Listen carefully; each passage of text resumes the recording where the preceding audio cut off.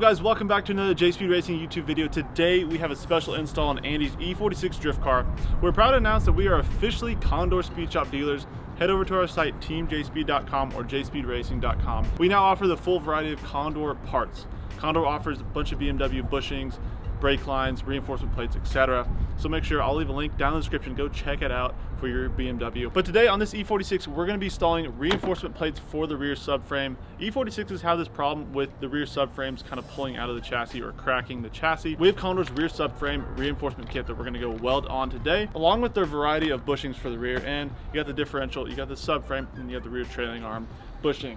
They all serve their great purpose. They're made from Condor's high quality materials. I'll make sure to leave a link of what we're installing today down in the description if you're doing this to your E46. And we also have a variety of Condor Speed Shop goodies, their license plate frame, we got a windshield banner, stickers, etc. So this car is going to be absolutely decked out at the end of this. Condor always includes a nice little koozie for you if you're ordering some stuff from them. So without further ado, let's get started. All right guys, so here's my E46. I'm super excited to get these bushings and reinforcements in the car. It's gonna give me more of a peace of mind this season whenever I'm going out to the drift events or just street driving it. So come on over and check it out. The car is on BC Racing coilovers, not too low, but super high quality coilover setup. It's very reliable and we've had really good luck with them. Moving on, I've put chrome tint on the car.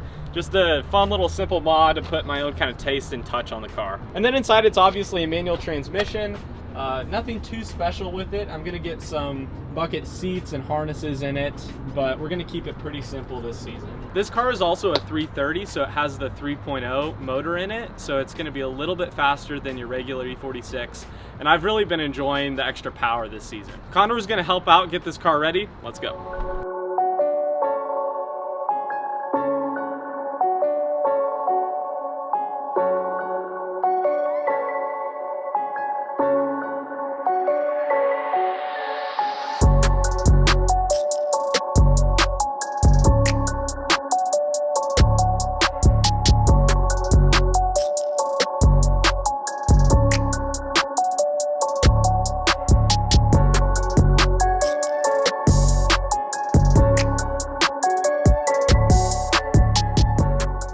We're starting off by taking the exhaust off the 330. There's a few bolts from the header. Andy, we're taking the whole thing off, right? We started from the header bolts, worked our way back, got those off, and there was a little bracket right here. These cross members, taking those off as well. 4 little bolts on each side. And then Andy, is there one more hanger, or is that? There's a hanger from the muffler delete that they did. Just one 13mm bolt. Yeah, here's a muffler delete. Take the hanger off. She's dropping down.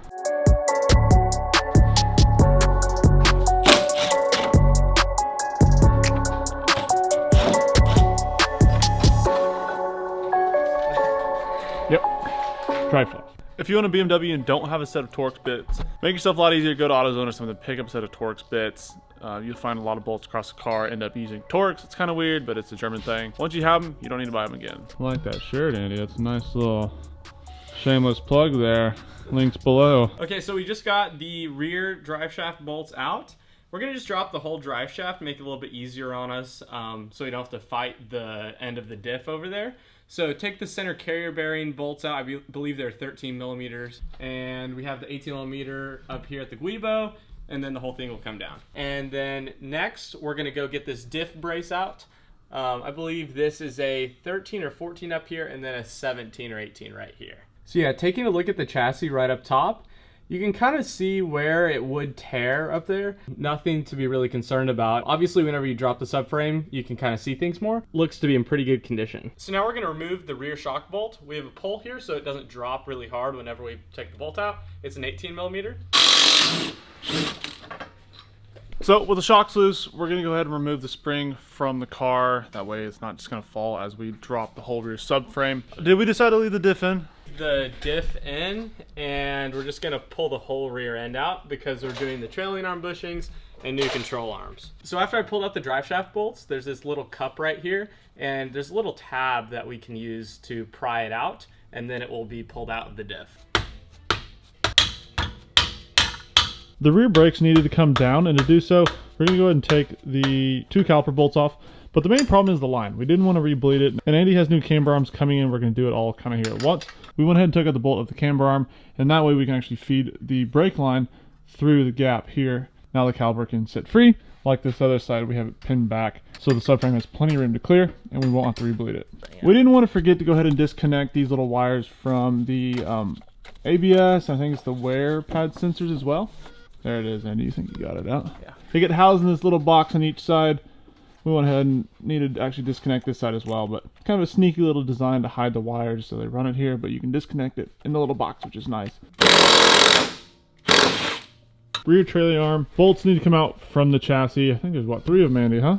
Yep, there's 3 on each side. So now there are 2 10mm nuts on the e-brake. We're gonna remove those, and then the cable should be loose whenever we lower the subframe. We've never officially done this before, so bear with us. If we have something to correct, watch the full video. We'll make sure to correct it through the video. But all we have to do now is the e-brake, and then there's 2 more bolts, and she should be coming down.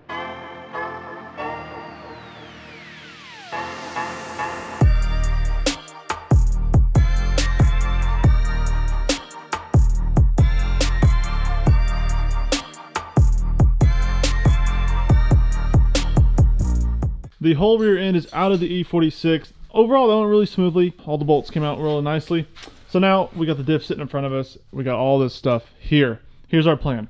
We're gonna go ahead and take everything off this rear subframe. This is the rear diff. We're gonna go ahead and take the diff out. We're gonna take the arms off. We're gonna leave just the rear subframe. That way we can go ahead and get the bushings out. And then we're gonna bed line it and make it look a little bit nicer. Clean everything up. Since we're here, might as well. Rear trailer arm bushings, taking out the brackets, probably gonna clean those up as well. You know, might as well. We're here, let's pay a little more attention to detail. From first glance, I don't think we see any cracks in Andy's chassis by no means. So we will do a little bit of cleaning, a little bit of grinding so we can get the reinforcement plates up into place and then welded. I think it was definitely a good call, make it all look really nice and clean while we're in here.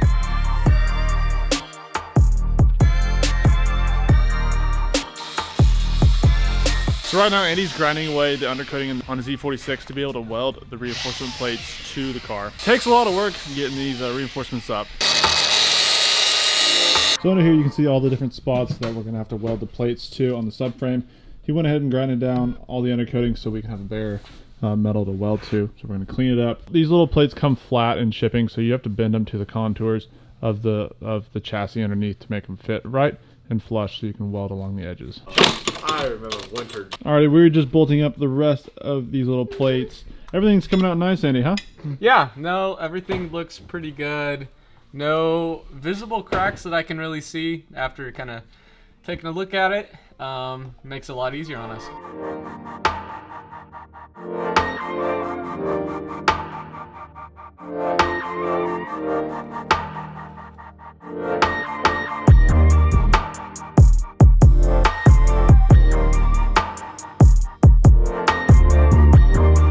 We got everything welded up. The welds weren't the best because there was some dirt underneath it, but still not too bad.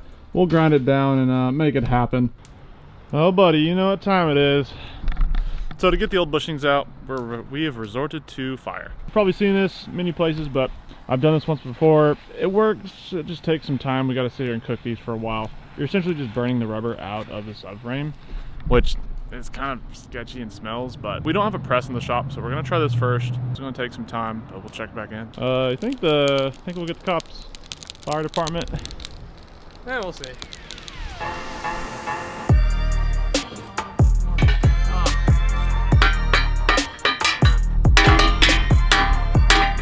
Party. Andy's been working hard getting out all the old bushings. So after we burned them, there's little rings inside. So we had to take the Sawzall, and pretty much what we ended up doing is just putting it in and slicing it. At that point, you can kind of peel it in with a screwdriver and hammer it out. Kind of a pain. Now, he's gonna get on to painting. That came out pretty good, didn't it? Yeah. So the subframe has a fresh coat of bed liner on it. Andy went ahead in here and grinded down these little spots, just the hairs. Some of the welds stuck past the chassis, so we made it all flush and smooth. That way the bushings will sit flat up against it. Now it's time to take the Condor bushings. We've had them sitting in the refrigerator. We don't have a freezer, but if you have a freezer, that'd probably be better. We're gonna go ahead and put them into the subframe. We're gonna probably use a little WD-40. I think these Condors go on pretty easily and smoothly. We can't forget to bed line the little reinforcement plates underneath so they don't rust. I think you need to take a little hammer, and I think it goes in pretty smoothly. Here, let me put my foot on it. So a little note we got here is make sure you have the correct sides, because these two bushings are actually different. Once you have the right size, it actually taps in pretty easily, don't you think? Just tap you in the face, looking at the screen. Yeah, no, it slid in right with my hand, like super easy. Also, something we noted is that there's a little cutout in this circle for the stud, so that way it sits in there like so. sits nice and flush, so you know that's the side that goes up against the car.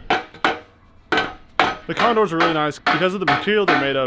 They actually go in really easily. You don't have to really press them in. Just use a mallet. Goes right in, buddy. Well, we got all the bushings in. A little side note that we figured out here is that make sure the flat ones go here, because these actually are 2 different sizes from the front and the rear. The perfectly smooth ones go more in the back of the car, and then the ones with the little cutouts are a little bit, I think they're bigger, smaller. The ones with the cutouts are a different size, and the cutout goes on the top for the new, or for the little studdy boy, for the little stud. That way it sits in there nice and flush. That's something we figured out, and then the bottom of it's smooth and flat, so that way the bolt, or that way the nut and the washer sit on there. Diffs in, front 2 diffs are in. We're set. Shut up. I'm good on this side. You want to do that side? So we just got the subframe back in the E46. All the bushings are looking good. Got the 4 main bolts in. Now we're gonna go ahead and start the reassembly process. Andy went ahead and did the same bushing removal and install it for the rear trailing arms. They're pretty straightforward. And this little bracket sits over there, and that will give that a little bit better support. So now it's time to reassemble.